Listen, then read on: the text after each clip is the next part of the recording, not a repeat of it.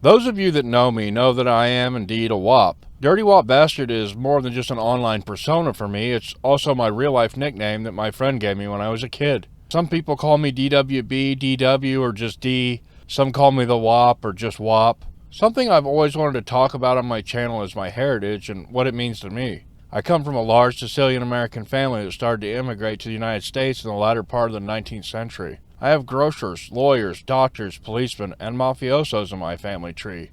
Some may even say the last mafiosos. My opinions about our history and culture are my own. I do not speak for all of my blood, but those opinions have shaped my identity as well as my worldview. In this video, I'm going to discuss the origins of the Mafia and how I view it as a culture of organized anarchism. This is WopHistory with DWB.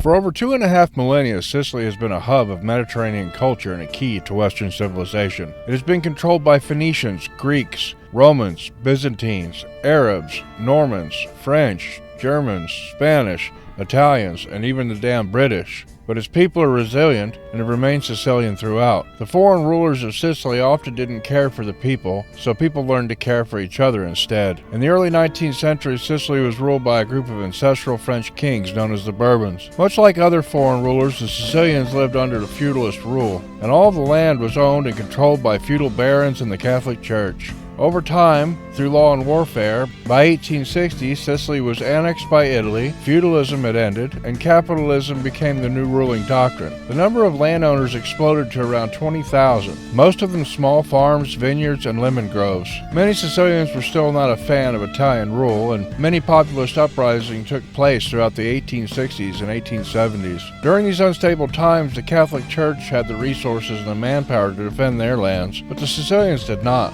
They were expected to rely on federal soldiers and police to protect their property, but government, being as inept as governments generally are, were unable or unwilling to protect them. For any man who had a penchant for violence and a mind for business, there was a golden era of opportunity, and the Mafia was born as a militia service for hire. To me, the Mafia was born as sort of an anarcho-police force. They answered to no governments, following only their own code. My family was there, and their disregard for government authority crossed the ocean with them to this country. They were not accepted in the U.S. initially, as is the case with many immigrant groups. But they also never really sought to be accepted. They carved their own path through American history, through anyone who stood in their way, and became the subjects of myth and legend. Tight-lipped to the end, even as the RICO Act began to take them down one by one with 100-year sentences, they were unshakable. The U.S. government could do whatever they wanted to do to them, but just like every foreign ruler of Sicily, they could not break them. They simply did what they had to do for their families and their code of honor. Government may always be truly irrelevant to a man who wishes not to surrender to its authority. Luigi Barzini once wrote, "Sicily is ungovernable. The inhabitants long ago learned to distrust and neutralize all written laws." And as DWB once wrote, "Become ungovernable."